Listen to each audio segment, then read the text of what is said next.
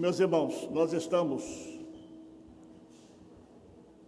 expondo a carta primeira de Pedro Apóstolo.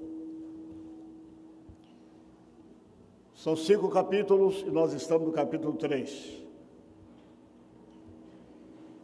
E quando chegamos ao capítulo 3, Pedro escreveu coisas tão difíceis que os grandes teólogos não conseguem chegar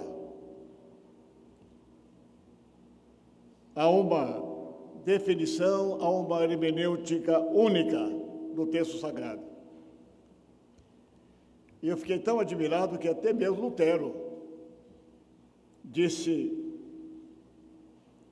que ele não tinha condições de entender perfeitamente o texto.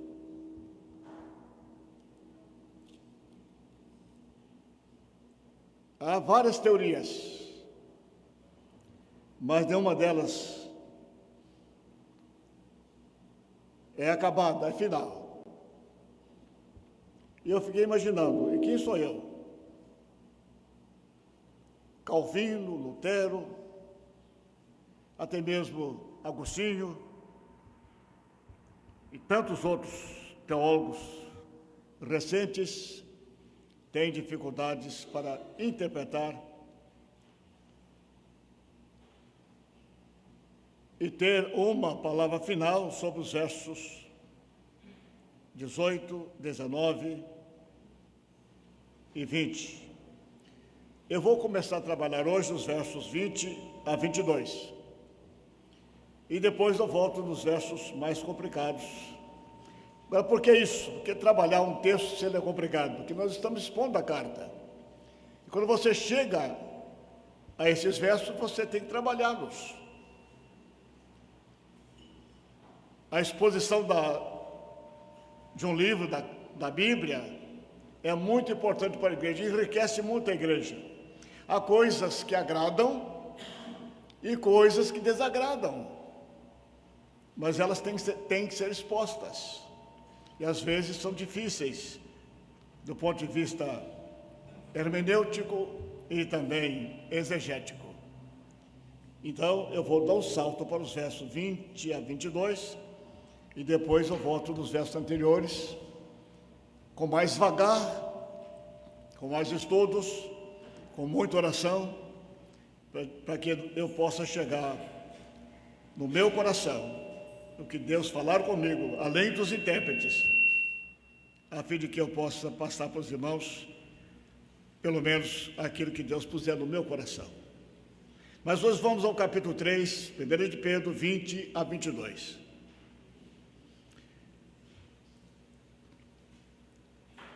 Pedro, escrevendo aos seus leitores, escreveu assim, versículo 20, capítulo 3, 1 de Pedro, aos quais, referindo-se exatamente aos contemporâneos de Noé, ele disse, aos quais, no outro tempo, foram desobedientes, quando Deus aguardava com paciência nos dias de Noé, enquanto se preparava a arca, na qual poucas pessoas, apenas 8, foram salvas através da água. Verso 21. O batismo que corresponde a isso, agora também salva vocês. Observe essa expressão, preste atenção nessa expressão. Volto ao início do verso 21. O batismo que corresponde a isso, agora também salva vocês. Grife essa palavra aí, salva vocês. Porque aqui há uma questão muito séria do ponto de vista exegético. Não sendo a remoção das impurezas do corpo, mas o apelo por uma boa consciência para com Deus, por meio da ressurreição de Jesus Cristo. Verso 22 já muda de assunto e vai para uma outra vertente, que depois de ir para o céu, Jesus está à direita de Deus, ficando-lhe subordinados anjos, potestades e poderes. Põe os seus olhos sempre nesse texto e preste atenção nesse texto maravilhoso, glorioso, como dizia Lutero, mas difícil, para que nós entendamos a sua mensagem. As águas do dilúvio e o batismo cristão foram instituídos, o batismo cristão foi instituído por Jesus. Então eu vou discutir sobre isso, as águas do dilúvio e o batismo instituído por Jesus Cristo. Está aqui no texto.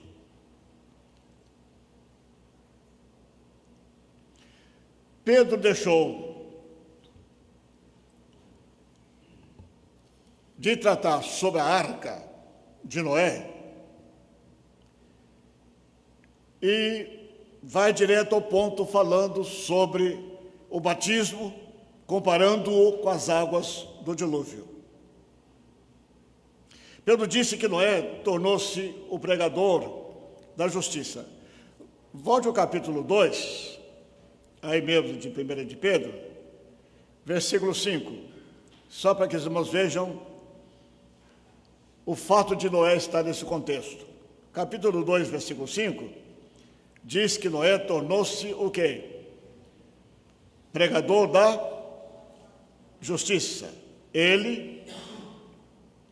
Noé tornou-se o pregador da justiça.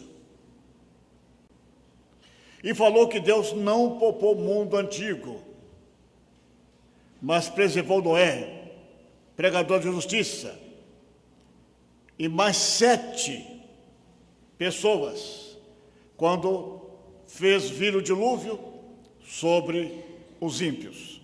Aqui começa a gente clarear um pouco o assunto para nós.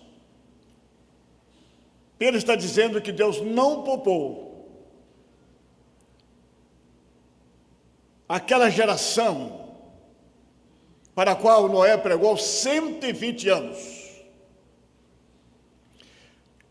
E o texto sagrado aqui, no capítulo 2, versículo 5, conforme já vimos, chama Noé de pregador da justiça. Isso aqui é muito importante. Então, quem pregou exatamente aos antediluvianos, ou os contemporâneos de Noé, quem pregou para eles foi de fato Noé. E não foi Jesus que desceu ao inferno para pregar aqueles rebeldes que foram mortos no tempo de Noé, conforme algumas interpretações. Há interpretações que chegam a dizer que Jesus Cristo, depois da sua morte, entre a morte e a ressurreição, Jesus foi ao inferno para pregar exatamente aos rebeldes do tempo de Noé, para salvá-los. Aqui há um problema, na verdade, teológico seríssimo, porque não há salvação depois da morte. Amém? Então, essa hipótese, ou melhor, essa interpretação, já está fora de cogitação. É bom que nós observemos no capítulo 2, versículo 5, que diz que Noé foi o pregador da, o quê? Fala comigo, gente, pregador da justiça. Isso nos dá uma direção. Noé foi quem pregou aos seus contemporâneos.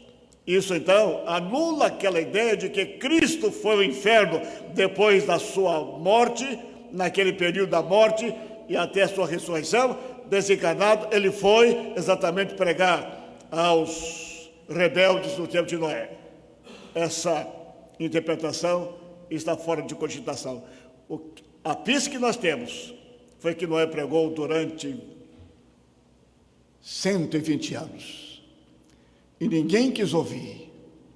Aí o texto diz, apenas quantos se salvaram? 8 pessoas. O mundo de então pereceu. E apenas 8 pessoas foram salvas através das águas. Aqui há um ponto importante. foram salvos através das águas, e não foram salvos pelas águas, porque só Jesus salva, amém? A água não salva, porque depois os irmãos verão que a água está ligada ao batismo que salva. Pedro falou sobre isso, batismo que salva, e agora salva através da água. E aí a gente precisa trabalhar exegeticamente, hermeneuticamente, para que nós entendamos batismo que salva,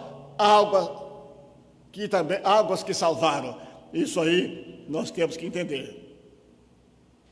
Mas uma coisa importante, Noé e a sua família, sua esposa, seus filhos, as esposas dos filhos, essa família foi salva através das águas, e não salvos pelas águas. Há diferença nisso. Amém ou não?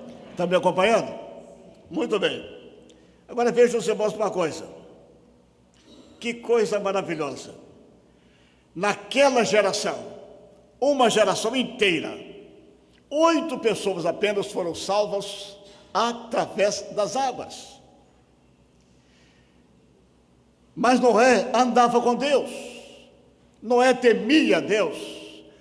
Naquela geração inteira, centenas de pessoas, milhares de pessoas, apenas um homem temia a Deus. A perversidade daquela época não alcançou de maneira alguma o coração de Noé. No coração de Noé não havia perversidade.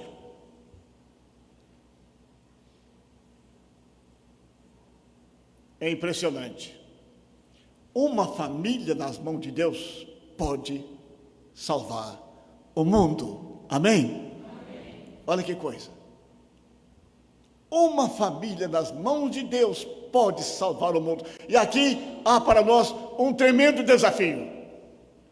E a pergunta é esta: como está a sua família? Você, marido, você, chefe da casa.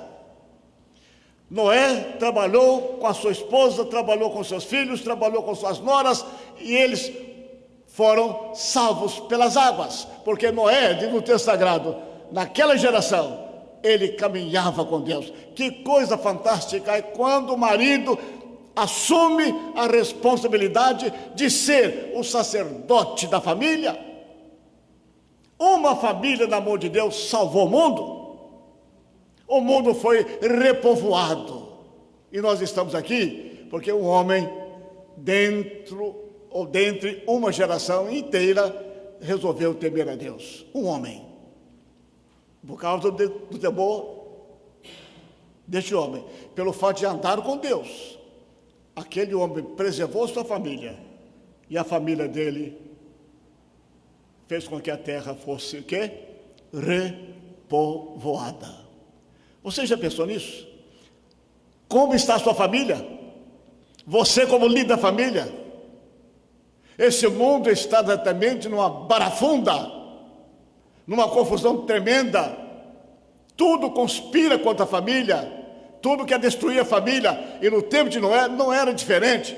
Todos estavam contra Deus, todos estavam numa profunda corrupção. Não havia, além de Noé, não havia nenhum sequer que temesse a Deus. Só Noé em uma geração. Nós estamos vivendo momentos difíceis, momentos complicados, mas nós, notadamente vocês maridos, vocês pais, devem conduzir a família de vocês, porque a família de vocês nas mãos de Deus pode salvar muita gente. A família de Noé, porque Noé andava com Deus, porque ele temia Deus, salvou o mundo. Eu fico pensando também que numa outra família, que foi uma bênção, a família de Abraão. Os irmãos se lembram? Abraão, Isaque, Jacó. O que aconteceu? Abraão Sara, Isaac, Jacó. Esta família também foi usada por Deus para salvar o mundo. Percebe que essa família chegou exatamente até os confins da terra, através exatamente de um membro da família, que vem da família de Abraão, que é exatamente o filho de Jacó, Judá. De Judá veio quem? Veio o Senhor? Veio quem que veio, irmãos? Veio Jesus Cristo. Olha que coisa fantástica. Abraão, Isaac, Jacó, os 12 filhos, dentre eles Judá. De Judá veio Jesus, e Jesus agora nos alcançou. Olha nós aqui pela graça de Deus. Que coisa fantástica, é uma família nas mãos de Deus. Quando eu leio aqui que só Noé, que temia Deus, e a família dele repovoou a terra, porque ele temia Deus, isso me faz pensar muito. Pensa na família de vocês, pensa na minha família.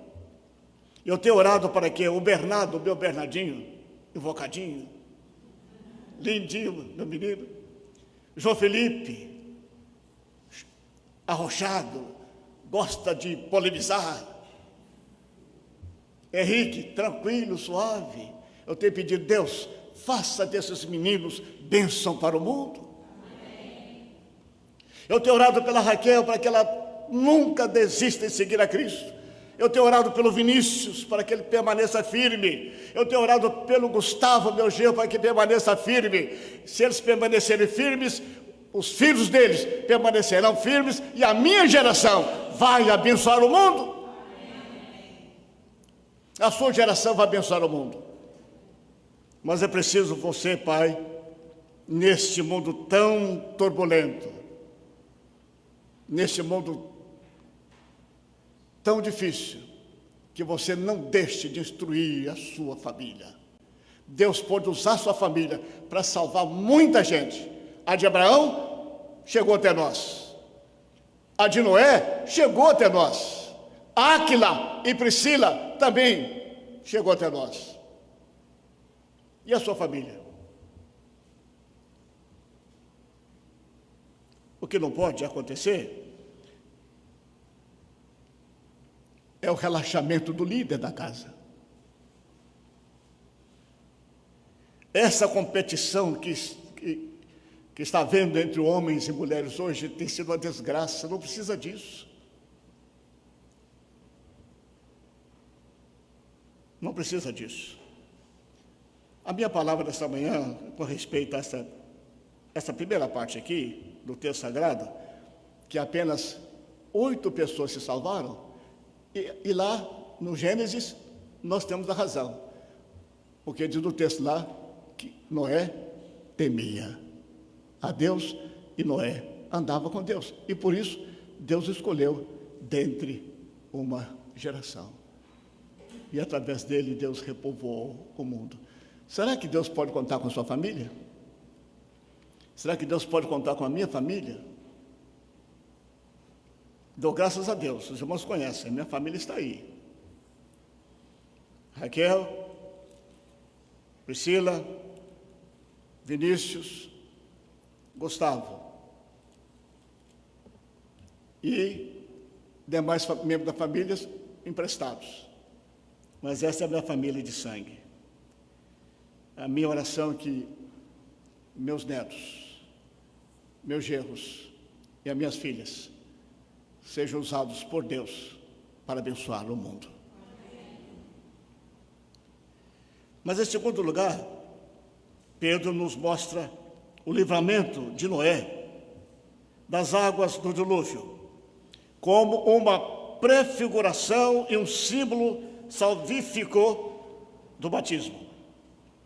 O texto bíblico pressupõe uma semelhança entre o dilúvio e o batismo, isto é, da mesma forma que as águas do dilúvio limparam a terra da perversidade humana, assim também a água do batismo indica, presta atenção, indica a purificação do ser humano dos seus pecados. E aqui a outra coisa intrincada do ponto de vista hermenêutico. Observe o detalhe: preserva a humanidade. O batismo é uma prefiguração da purificação dos pecados. Como acontece isso? Vamos pensar juntos. Os irmãos se lembram de Lídia, da Bíblia? Lídia, sim ou não? Da Lídia, o que aconteceu? Pedro, ou melhor, Paulo, provavelmente Silas, foram pregar à margem de um rio. Deus abriu o coração de Lídia, Deus abriu a mente de Lídia, e ela ouviu a palavra, ela recebeu a palavra. Ato contínuo, ela convidou os apóstolos para irem para a sua casa, ou ir à sua casa, e eles foram, e pregaram a palavra aos seus familiares. A Bíblia diz que naquele mesmo dia da salvação de Lídia, quando Deus abriu-lhe o coração e ela entendeu a palavra da verdade, a palavra do Evangelho, o Evangelho penetrou no coração de Lídia, ela foi transformada, ela foi regenerada. Ela disse: se vocês me julgarem digna, venham comigo até minha casa. Naturalmente, Lídia queria que os apóstolos pregassem também aos seus familiares, e foi o que aconteceu. Eles foram, pregaram, e naquele mesmo dia aquela família foi o quê? Foi salva, e toda a casa foi batizada. Vamos perceber? Salvação e batismo juntos? Sim ou não? Salvação e batismo imediatos. Vamos ao capítulo 8 agora de Atos, mais uma vez. Os irmãos se lembram do eunuco? Sim ou não? Quem o batizou? Imediatamente, no caminho, ele indo, voltando para o seu trabalho na África. Ele era o superintendente da rainha de Candace, estava voltando. O Espírito Santo falou: Felipe, você vai encontrar-se com um homem que está voltando para a sua terra, e fala com ele. Ele estava lendo o profeta Isaías. O Espírito Santo levou Felipe até lá, e Felipe chegou àquele homem, subiu a carruagem e perguntou-lhe: você está entendendo o que você está lendo? Estava lendo o quê? Isaías 53. Ele disse: como é que eu vou entender se ninguém me explique? E Filipe, então, a partir de Isaías 53, começou a ensinar, a pregar a palavra ao eunuco.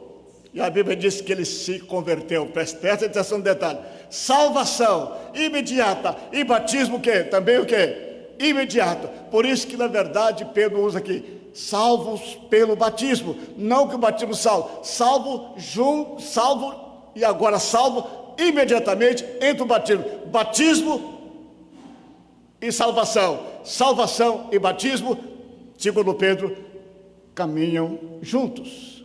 Amém? Não é que o batismo salva. O batismo, na verdade, não tem poder para salvar, não tem eficácia para salvar. Mas quando a pessoa se converte, imediatamente naquela época, no primeiro século, as pessoas eram batizadas. Então, não é confusão entre batismo e salvação. É que a salvação, uma vez efetuada, uma vez efetivada, imediatamente o convertido precisa passar pelas águas do batismo. Então, andam juntas salvação e batismo. Vocês vão entender por que Pedro falou isso? Não que o batismo salve, não que o batismo tenha eficácia para salvar, mas o crente, imediatamente convertido, precisa ser batizado. Então, Pedro trabalha a ideia de que batismo e salvação caminham juntas. Amém? Essa é a ideia. Não vamos entender que o batismo tem eficácia para salvar, mas o batismo foi instituído por Jesus Cristo. E agora as águas do dilúvio são comparadas exatamente com o batismo. Por quê? As águas do dilúvio salvaram Noé, ou foi salvo pelas águas. E quando a pessoa é salva também por Cristo Jesus, imediatamente ela precisa passar pelas águas, como se fora exatamente o complemento da sua salvação. Então Pedro junta essas duas coisas para nos mostrar que o convertido precisa passar pelo batismo. Agora um detalhe aqui, muito importante, no texto. Presta atenção nesse detalhe. Pedro está dizendo o seguinte: vocês precisam ter, está aqui no texto, uma boa consciência. Pedro está se referindo ao seguinte: quando a pessoa se converte a Jesus Cristo e na sua profissão de fé, ela é inquirida. Você recebeu Jesus como seu Salvador eterno e pessoal, e você promete amá-lo, servi-lo em quaisquer situações? A pessoa tem que responder: eu amo Jesus, eu recebi Jesus, eu quero ser batizado em nome do Pai, do Filho e do Espírito Santo, e com a minha consciência limpa, com toda a verdade, sem dolo, mas com toda força do meu coração, com toda a verdade do meu coração, eu confesso, eu professo que Jesus Cristo é meu Salvador e jamais vou negá-lo. Quando é feita essa inquirição, a pessoa responde assim: você crê que Jesus Cristo é o bendito Filho de Deus? Você crê que Ele é o seu Salvador único e pessoal? Você crê que Jesus morreu por você e que Ele ressuscitou, que Ele está vivo? Você dá essa profissão de fé e você jamais vai abrir mão dessa confissão? Pedro está perguntando aos seus leitores, porque eles passariam por grandes provações, e por causa da provação, da dificuldade, dos problemas que eles enfrentariam, eles teriam que se lembrar que um dia fizeram um contrato, fizeram uma profissão de fé, de nunca negar o Jesus. Pedro está pensando, provavelmente, por causa da pressão, por causa da perseguição, vocês precisam se lembrar de que um dia vocês professaram a fé de vocês. Assim como Noé foram salvos pelas águas, vocês agora também são salvos pelo batismo, ou seja, vocês vão confirmar e reafirmar a fé de vocês através daquele batismo que vocês fizeram, aquela profissão de fé que vocês fizeram. Vocês agora, diante da pressão, vocês não vão negar, vocês vão confessar de fato que vocês são cristãos, apesar da pressão, e o batismo de vocês simboliza isso, ok? Amém? O texto é meio complicado, mas dá para entender. Entenderam ou não? É isso. Batismo, salvação e batismo. Não é salvo pelas águas, através das águas. O crente salvo por Cristo e também agora o batismo. Olha que figura bela, que bela figura. Assim como as águas do dilúvio salvaram Noé e sua família e tirou Noé dentre daquela geração perversa, aquela geração sem Deus, aquela geração corrupta, as águas da arca, as águas do dilúvio tiraram Noé e sua família. Assim também, quando o crente se converte, é regenerado, é transformado, que ele dá sua pública profissão de fé, ele passa pelas águas do batismo, então ele é salvo por Cristo, e pelas águas do batismo, ele diz: eu nunca mais quero voltar à minha vida antiga. Amém? É isso. Você vai ser sepultado com Cristo. Você morreu com Cristo, e pelo seu batismo, agora você está dizendo ao mundo: salvo por Cristo, e pelas águas eu reafirmo e confirmo que jamais vou deixar de seguir o meu Salvador. Amém? Quantos de vocês aqui já foram salvos? E a maioria de vocês aqui já passaram pelo batismo? Será quando vierem as perseguições, as pressões que virão por aí, será que agora nós vamos dizer não? Na nossa profissão de fé, nós passamos, depois da profissão de fé, de confessarmos Jesus como Salvador pessoal, nós fomos batizados pelas águas, e as águas então como que nos tirou do mundo.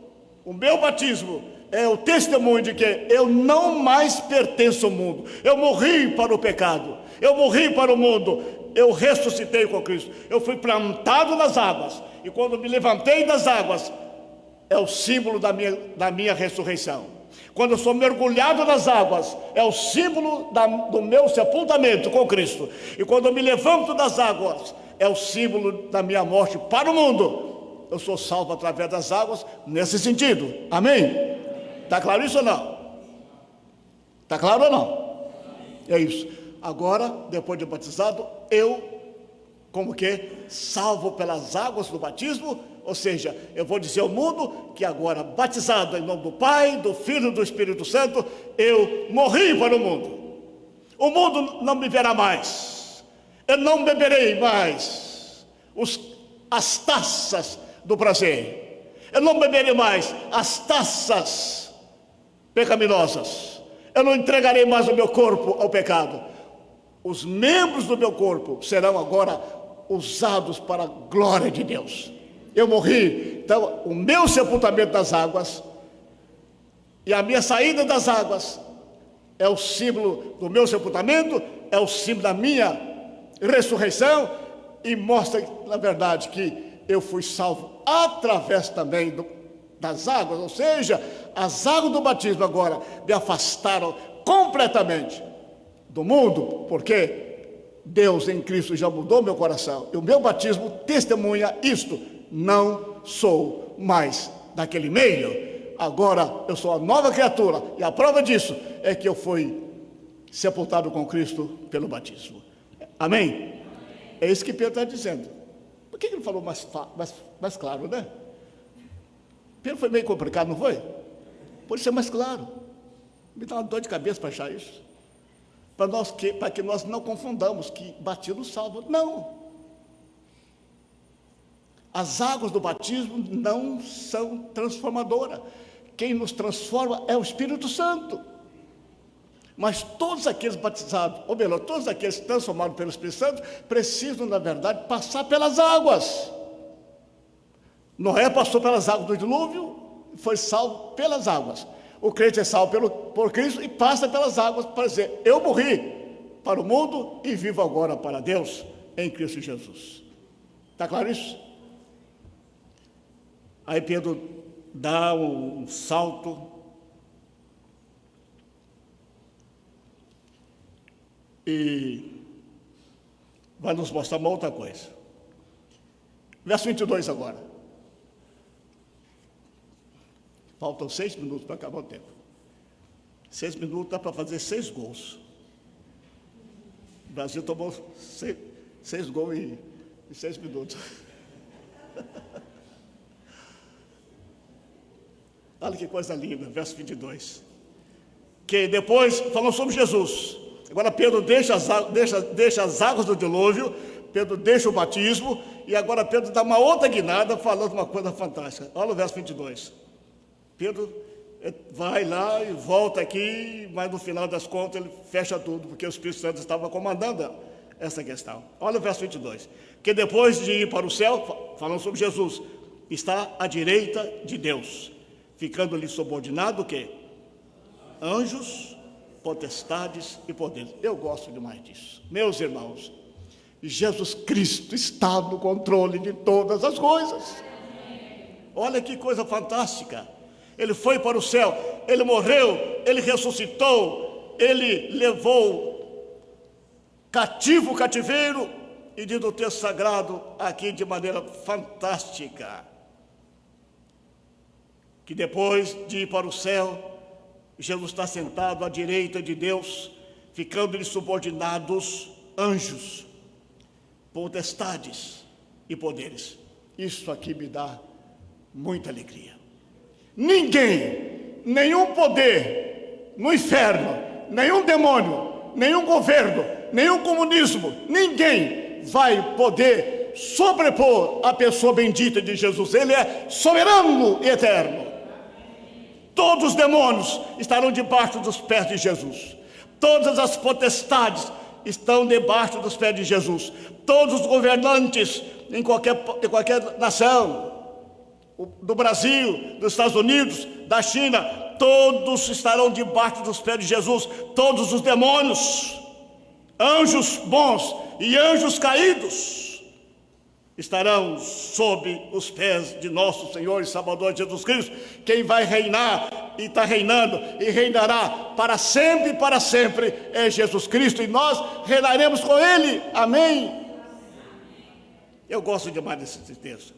Diz no texto sagrado que depois da vergonha da cruz, depois do horror da cruz, depois exatamente da agonia do Getsemane e da agonia da cruz,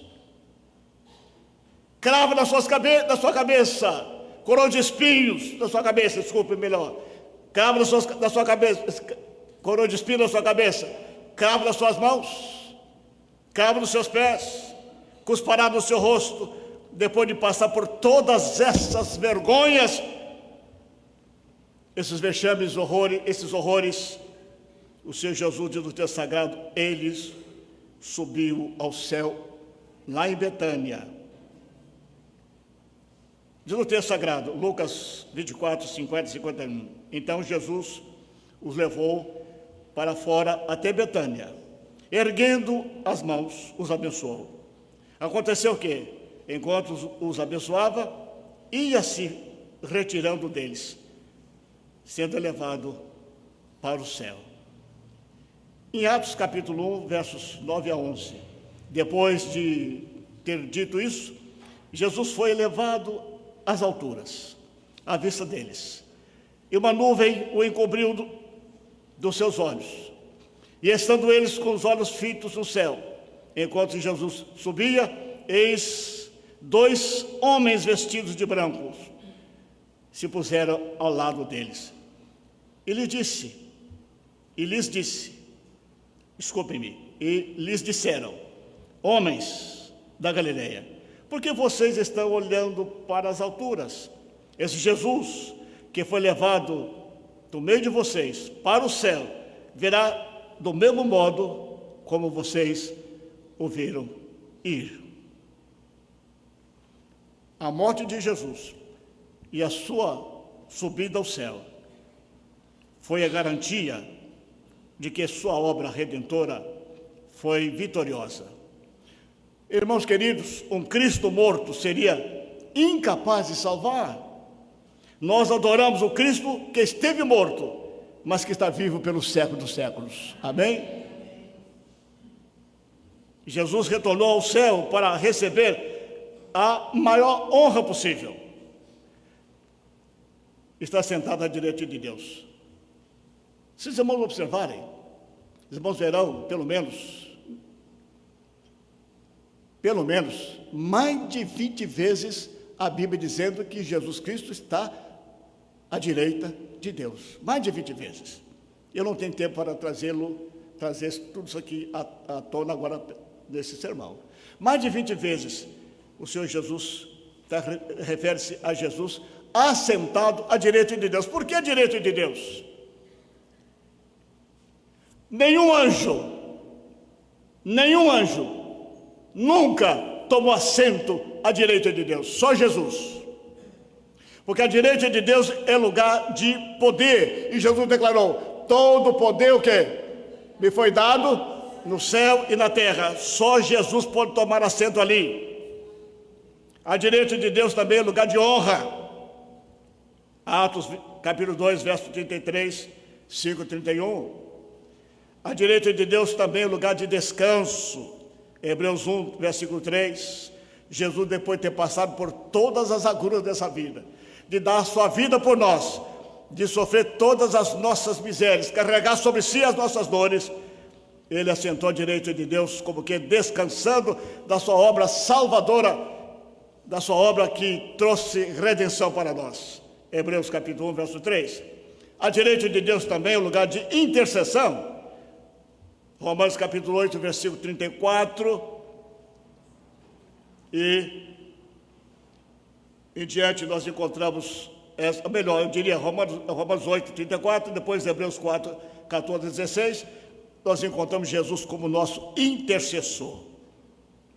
Por isso que Deus o colocou à sua direita. A única pessoa que pode interceder por nós é Jesus. Os anjos não podem fazê-lo, mas Jesus pode, porque Ele, na verdade, é o nosso substituto, é o nosso vicário. E somente ele, na verdade, foi reconhecido por Deus. É lugar de honra, é lugar de intercessão, é lugar de poder. E outra coisa importante, Jesus está à direita de Deus, porque a direita de Deus é lugar de preeminência. Efésios capítulo 1, versículos 20 a 21, lugar de preeminência. E Jesus merecia tudo isso, ou seja, preeminência significa que ele é Senhor dos senhores, é o Rei dos reis, é o príncipe. Pedro, pregando o seu sermão em Atos, Pedro pregou o sermão e diz: Deus fez de Jesus Senhor e príncipe. No céu não tem príncipe, anjo não. No céu tem o príncipe, Jesus, ele é Senhor e é príncipe, por isso que Deus colocou exatamente ao lado dele, Pai. Por que ele é príncipe? Porque Jesus não vai herdar, mas já herdou tudo de Deus. Jesus herdou como príncipe nosso, ele já herdou. Por isso que ele sentou à direita de Deus. Deus o fez Senhor e príncipe. Ele herdou tudo de Deus. E tudo que Jesus herdou de Deus, agora é nosso. Amém? Tudo dele é nosso. A vida dele é nossa vida, a justiça dele é nossa justiça, a santidade dele será também a nossa santidade. Percebe? A senha para entrar no céu é Jesus, ele é a nossa senha. Ninguém vê o Pai senão por mim. Quem está por mim salvar-se-á, entrará e sairá e achará pastagem. Ele é exatamente a porta de acesso para o céu, é Jesus. Portanto, ele tem toda a preeminência, por isso está à direita de Deus. Ainda, está à direita de Deus é lugar de domínio. Hebreus capítulo 1, verso 13, lugar de domínio. Jesus domina todas as coisas. O que me alegra muito, eu vejo esse mundo assim, os homens soberbos, os homens pacholas, os homens cheios de pavonices, se vestem, se tragem, passam sobre tapetes vermelhos como se fosse dono do mundo, esquecendo-se de que todos os poderes estão sob os pés de Jesus. Um dia esses presidentes, esses reis, esses príncipes, os demônios, as potestades, as forças do inferno, tudo estará definitivamente vencidos por Jesus, tudo. E graças a Deus que você vai estar lá. Você vai estar com Jesus, trajando vestidos brancos, roupas brancas, as trombetas tocando, milhões e milhões entrando na cidade santa pelas portas, e Jesus nos devolvendo a Deus Pai, porque todas as coisas estão sob o seu controle, sob os seus pés. Potestades, anjos bons, anjos maus, todos os poderes estarão sob os pés de Jesus. Por isso que ele subiu o céu, para ter domínio. Hebreus capítulo 1, verso 13 diz: ora, o qual dos anjos Deus em nenhum momento disse: sente-se à minha direita, até que eu ponha os seus inimigos por estrados dos seus pés. Só Jesus, Deus falou: sente-se aqui, e você na verdade vai pôr todo mundo sob os teus pés. Anjos bons e anjos maus, toda a potestade, toda a força do inferno estarão debaixo dos seus pés. O que significa isso para nós? Significa, irmãos meus, aquela palavra de Paulo, capítulo 8 de Romanos: nós somos mais do que vencedores, porque Jesus venceu. Então Pedro trabalha com a arca de Noé, salvando aquelas 8 famílias, e Pedro faz uma comparação das águas de Noé com o batismo. As águas salvaram Noé da morte física. Jesus nos salva da morte espiritual. E quando passamos pelo batismo, nós damos testemunho de que nós morremos para o mundo e fomos ressuscitados para viver uma nova vida. Por isso que Pedro fez essa comparação entre as águas do dilúvio e as águas do batismo. Mas Pedro deixou claro que as águas do batismo não salvam, mas Jesus Cristo salva. E o crente batizado precisa dar testemunho. Por isso que Pedro escreveu: eu quero lembrar vocês que vocês deram uma pública profissão de fé. com a consciência limpa. Se vocês mentiram, se vocês, na verdade, deram a profissão de fé com dolo, sem certeza no coração, se foi uma mentira que vocês fizeram diante da profissão de fé, na profissão de fé de vocês, se vocês mentiram, se não foi verdade, se o coração de vocês não estava em Cristo, então vocês não têm uma boa consciência. Está aqui no texto, você não tem uma boa consciência, e é preciso você ter uma boa consciência. Essa boa consciência, ou seja, esta confirmação de que vocês foram batizados, que vocês são cristãos, e na hora da perseguição, vocês não desistam. Vocês vão dizer: nós recebemos Cristo, em nome dele nós fomos batizados, e portanto nós não nos curvaremos diante dos reis que querem que nós adoremos seus deuses. Pedro está chamando a atenção para isso, que eles não se curvassem, e que eles mantivessem a fé firme, porque na verdade um dia de sã consciência, com toda a fé, com toda a confiança, eles declararam que Jesus era o Salvador deles, e eles não podiam voltar no meio do caminho quando chegassem as perseguições. Vamos entender isso? Amém?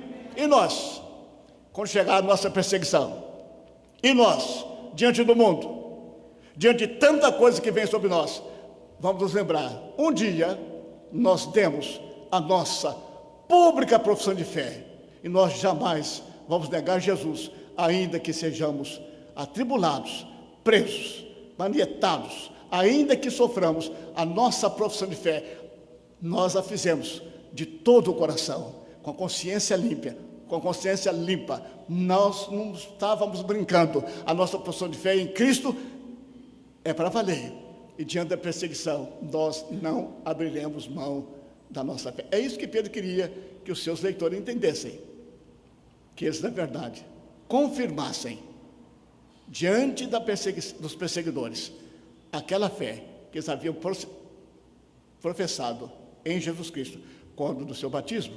Então, salvo pelo batismo nesse sentido. Está entendido? Amém? Que nós aqui, todos nós, que nós jamais neguemos a Jesus, que um dia eu fiz isso, os irmãos fizeram, diante da igreja, diante do Pai, diante do Filho e do Espírito Santo, nós professamos Jesus como nosso Salvador. E quando vierem as perseguições, nós não vamos negar Jesus, porque nós, de coração aberto, com toda a consciência limpa, sem dolo, nós professamos que Jesus é nosso Salvador. E isto, diz Pedro, vocês têm que levar adiante, ainda que vocês passem por tribulações, ainda que vocês sejam presos, ainda que vocês sejam perseguidos, ainda que vocês recebam ameaça de morte.